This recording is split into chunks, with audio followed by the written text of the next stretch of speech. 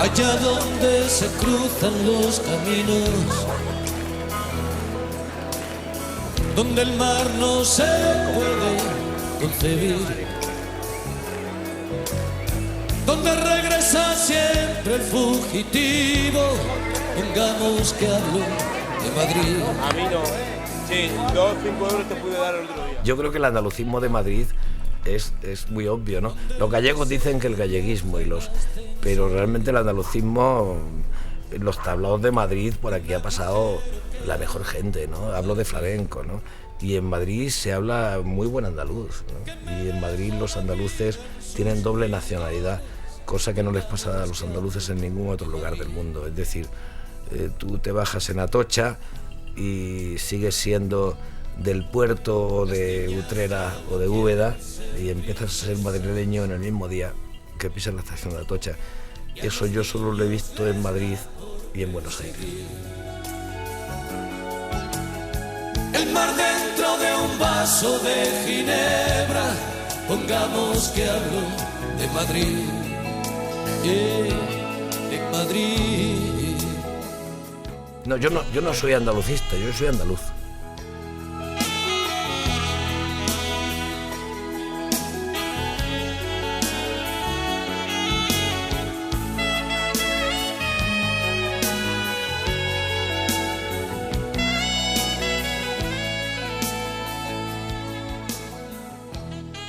Casi empezado por el...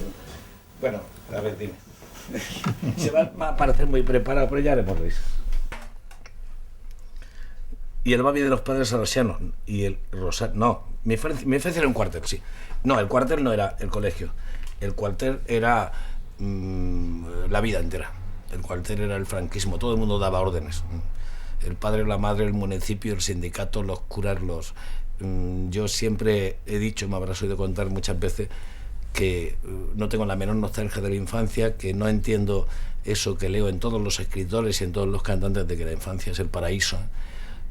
Para mí era un lugar de donde escapar, y no me refiero a Andalucía, me refiero a la infancia, de donde huir de esa grisura, de esa cosa terrible que había. El mejor regalo que me hicieron en mi vida fue una llave, la llave de la primera pensión que tuve en Granada, ¿no? Para poder volver cuando quería y cuando... El cuartel era el franquismo, eran los años de la caverna. Cuando era más joven, viajé en sucios trenes que iban hacia el norte y dormí con chicas que lo hacían con hombres por primera vez. Mi infancia era un cuartel, una campana y el babi de los padres salesianos, y el rosario 8 lunes por semana y los sábados otra de romanos. Pero sí, eso era en Úbeda, los salesianos eran de Úbeda, la campana era la de la iglesia de San Pablo y el babi era el babi que llevábamos los de pago, porque los gratuitos llevaban un babi peor. Así que yo tenía un amigo que vivía en la casa de al lado, pero yo era de pago y mi amigo era gratuito y no nos dejaban jugar juntos en el recreo y teníamos que entrar por puertas distintas. Y nunca llegaba pasado mañana. Bueno, pues aquí en el Paseo Mercado, en la casa que tenemos aquí atrás, nació hace 54 años Joaquín Sabina, hijo de Jerónimo y de Adela, hermano de Paco, y aquí pasa su infancia y juegan pues con pelotas de badana, juegan a lo que jugaban los críos en esa época y sobre todo juegan a guerreros. Y él guerrea con unas espadas magníficas, una espada de madera que le confecciona su abuelo, Ramón, que son la envidia seguramente de la pandilla. Su abuelo era carpintero y las espadas que hacía eran unas espadas magníficas. Úbeda de los años 60 primero era una ciudad absolutamente maravillosa, pero de tanta maravilla estamos todos ahogados en piedra. Úbeda era una ciudad muy dormida, muy encerrada entre olivos y entre piedras, y con una sociedad muy cruel. Yo tengo que decir que muy cruel.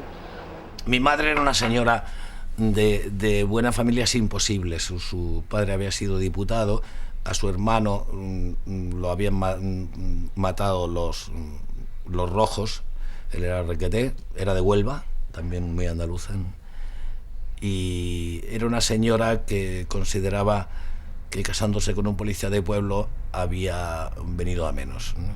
Y una mujer pues también muy dicharachera, de un genio muy vivo, que continuamente se metía con su marido, con Jerónimo, con el padre de Joaquín, ¿no?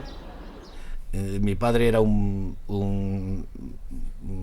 poeta de campanario que escribía sobre cualquier cosa, pero tenía el romance y tenía el endecasílabo y tenía el ritmo y la rima, ¿no? Y eso creo que no heredé de él.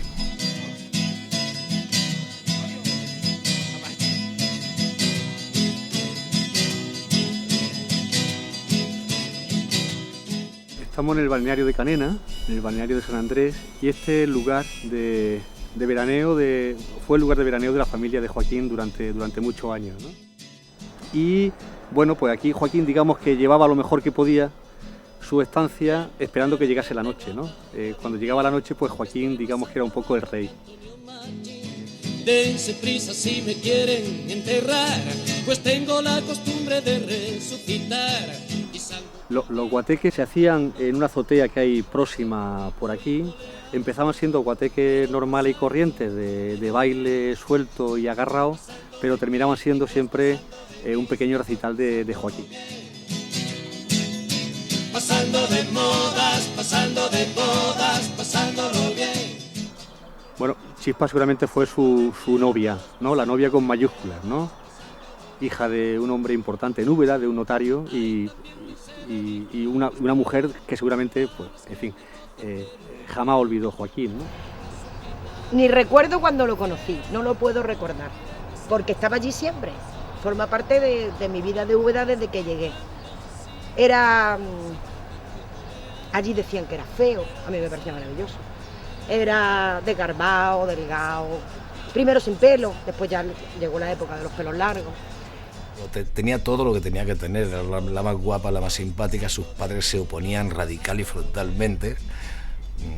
Los míos estaban encantados porque era subir un poquito de clase, su padre era el notario del pueblo, ¿no?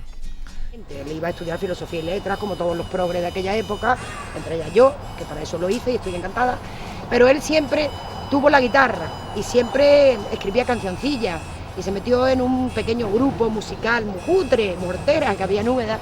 Que se llamaba The Merry Young, los jóvenes alegres. Y luego siempre nos daba muchísimo la lata cuando nos juntábamos, que decaían las conversaciones y había 4 vinos, pues Joaquín y cantaba y cantaba y cantaba y cantaba.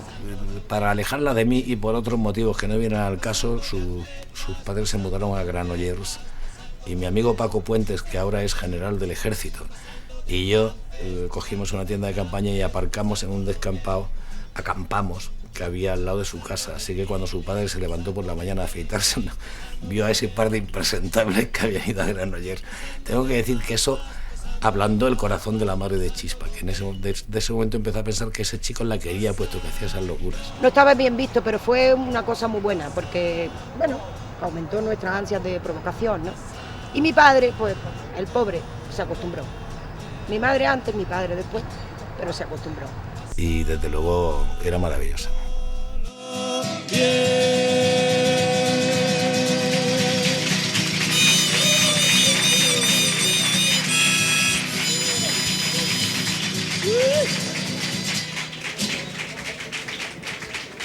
Gracias.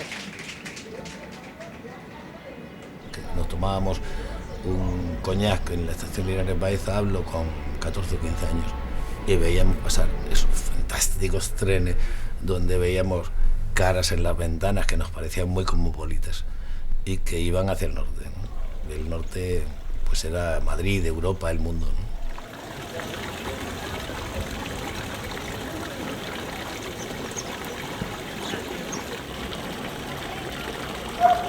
Absolutamente todo lo que soy, todo lo que he hecho, me refiero a lo bueno, no a lo malo.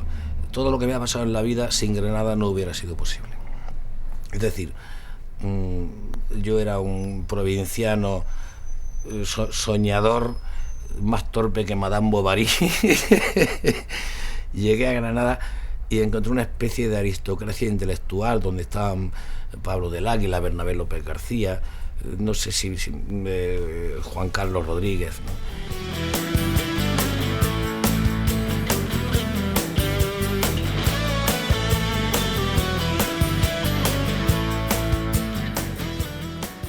era una cosa maravillosa, donde hablaban de poesía, se emborrachaban, llevaban bufandas largas. Era una cosa tremenda y eso me deslumbró completamente hasta el punto de querer ser como ellos a muerte. Y bueno, ahí empezó todo, incluso ahí empecé a cantar, ahí empecé a escribir, ahí empecé a ser rojo, 3 cosas que sigo siendo. A nosotros nos llamaban en Granada sobacos ilustrados, porque siempre llevábamos un libro y no sabía la gente si los leíamos. Decían que no los leíamos, que los sacábamos a pasear. Un día sacábamos a pasear a Boris Vian, otro día a Baudelaire, otro día a Rafael Alberti, y recuerdo un día Joaquín que iba con los heraldos negros de César Vallejo. Siempre César Vallejo en nuestras vidas, qué curioso.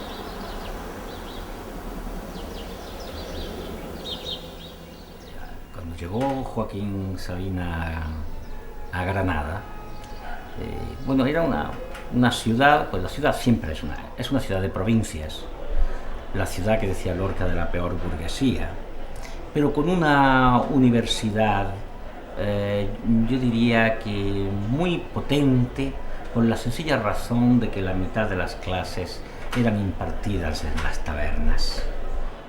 La universidad poco, el bar de la universidad mucho, y no lo digo por epatar, es que realmente en esa época pues había un montón de profesores realmente carcas. Me aportó 2 cosas, las asambleas de facultad, los encierros, las manifestaciones, la rojez, en definitiva, el nacimiento. Ten en cuenta que yo llegué el año 67, y el 68 ardía Europa, y no es verdad que ardía España, pero sí es verdad que nos levantábamos a las 5 de la mañana para leer los periódicos. Le quitamos las telarañas a muchas cabezas que estaban muy atascadas. La madrugada no tiene corazón. En 1970, Sabina forma parte de un grupo que lanza un cóctel molotov contra la sede de un banco durante una manifestación. Éramos 6. Yo era de los que tiraba panfletos mientras 2 vigilaban, 2 tiraban. Era todo absolutamente agropecuario.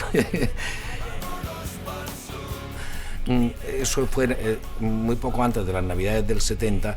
Yo ese año, en enero o febrero, me iba a la mili. Y a raíz del cóctel, ese grupo que te digo de la Facultad de Filosofía, de comunistas o filocomunistas o tal, que había en fin, empezaron a detenerlos a los del cóctel. Y entonces yo, que vi que habían detenido a 4, dije, ¿dónde voy? A mi pueblo, es el lugar más seguro. Mi pueblo era Úbeda, me fui a Úbeda. Entonces la policía de Granada se enteró y sin relacionar a mi padre conmigo, llamó por teléfono y dijo, tráiganos detenido a Joaquín Martínez Sabina. Lo de Martínez, ustedes no han oído nada, ¿eh? Y entonces mi padre llegó a mi casa temblando y me dijo, hijo mío, estás detenido. Sabina, provisto de un pasaporte falso, huye a Inglaterra con Leslie, su novia de entonces.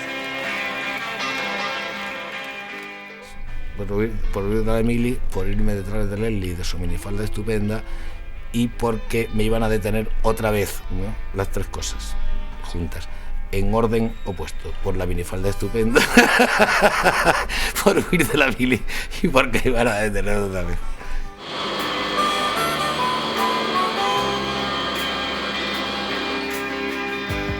Primero nos vamos a Edimburgo 3 meses y yo me sentía manco, cojo de las 3 piernas y inútil, porque no hablaba una palabra de inglés y hasta para tomar el metro tenía que venir Leslie conmigo.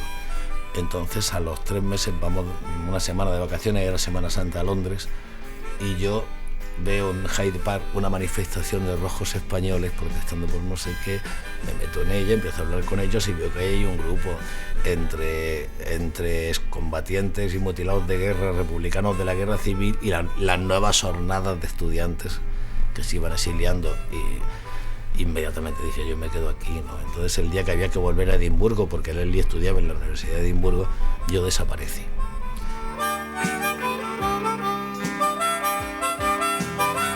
empezaba el movimiento de los ocupas y además eran casas abandonadas, pero no tan abandonadas. Es decir, yo he vivido en casas con unos muebles victorianos magníficos y con luz y agua y, por no decir teléfono, ¿no?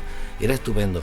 Y como eran los aledaños de Portobelo, que era esa zona de pubs y de marihuana y del reggae empezaba en esos años y tal. Y era también los principios del punk y la resaca de los Beatles y de los Rolling. La verdad es que fue una época fantástica para vivir.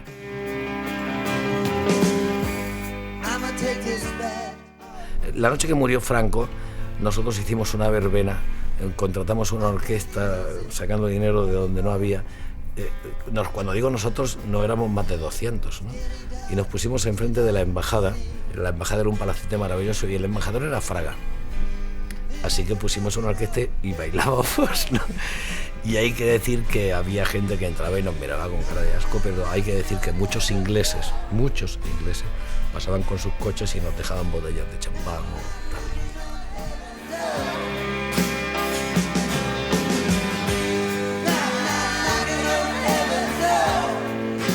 En el mismo segundo que murió Franco me entró una desesperación por volver tremenda.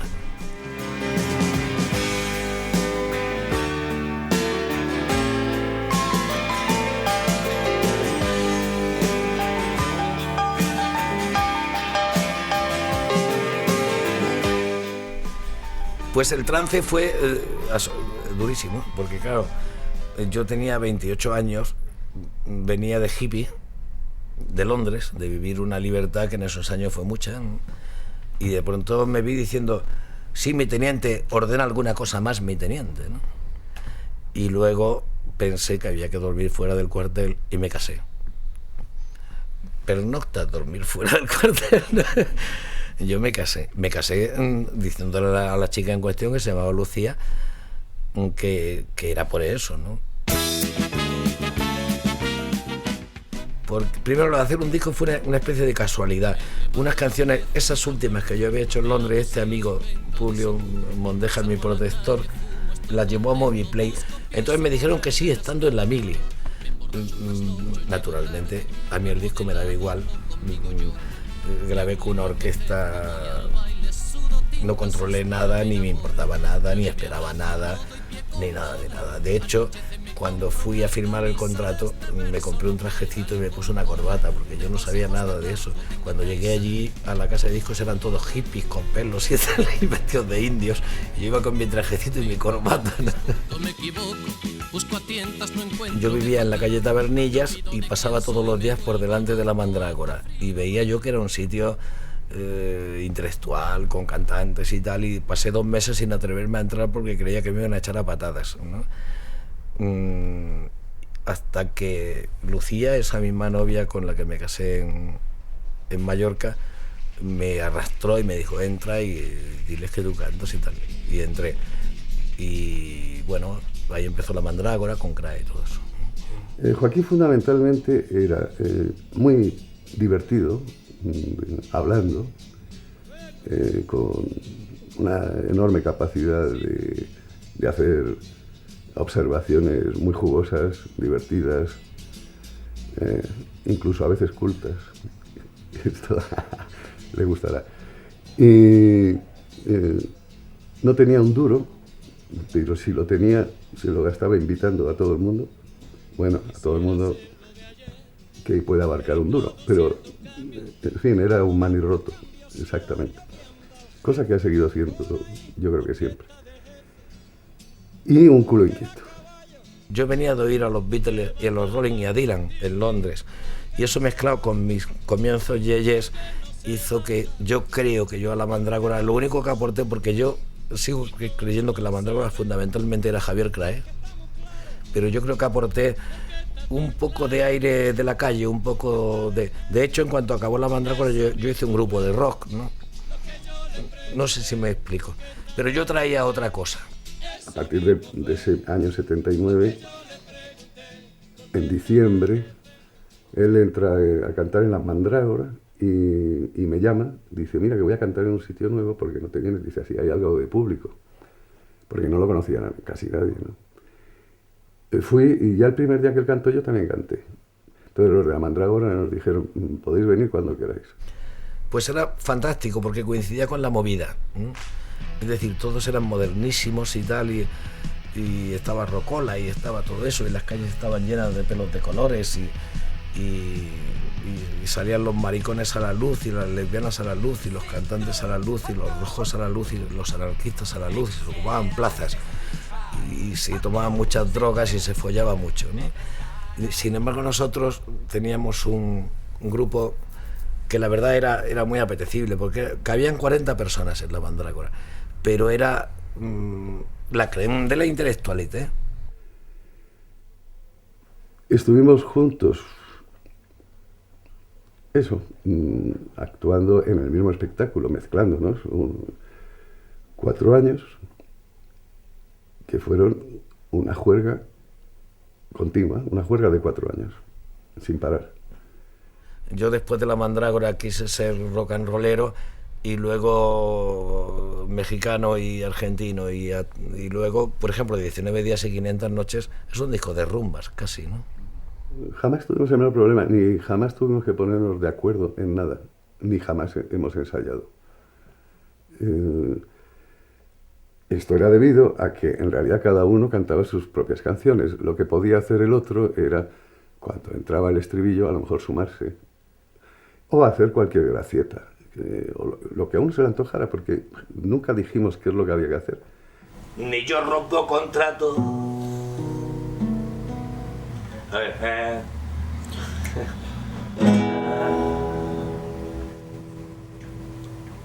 ¿cómo es, Jime? Ni tú compras, ¿verdad? No. Ni yo, bueno. Ni yo, ¿por qué? La voy a hacer. Jime, tráeme la letra de Con dos camas vacías, por favor. Ni tú bordas pañuelo. Ni yo rompo contratos. Ni tú mueres por celo. Ni yo mato por ti. Antes de que me quiera, como se quiere a un gato, me largo con cualquiera que se parezca a ti. De par en parte abro las puertas que me cierran.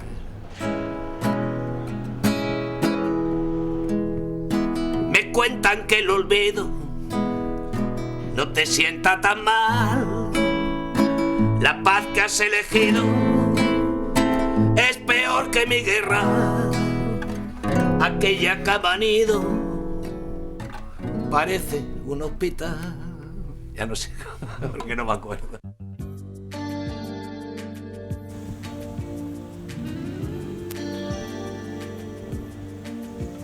Sentados en corro, merendábamos besos y porros. Y las horas pasaban deprisa entre el humo y la risa.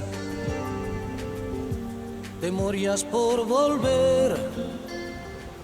Crae descubrió una playa donde no había nadie, que era Zara de los Atunes, y pasamos 3 veranos ahí. Yo me compré un terrenito donde nunca he construido y Crae me dice siempre que está creciendo la mala hierba. Y en Zahara, tanto en el Reviro como en la casa de la gente, pues no hacíamos más que reunir, cantar, venía gente, mucho flamenco por ahí. Y ya sabes, mucho alcohol, mucho canuto, de todas estas cosas. Y fue 1 año y medio, 2 años que descubrí realmente eso que había leído en Alberti y toda esa cosa mítica de los viajeros románticos, que era la luz de Andalucía la Baja, ¿no? El 21 de mayo de 1981, la vida de Joaquín Sabina da un vuelco. Su aparición con Javier Crae y Alberto Pérez en el programa de Fernando Tola y Carmen Maura, Esta noche, lo lanza repentinamente a la fama.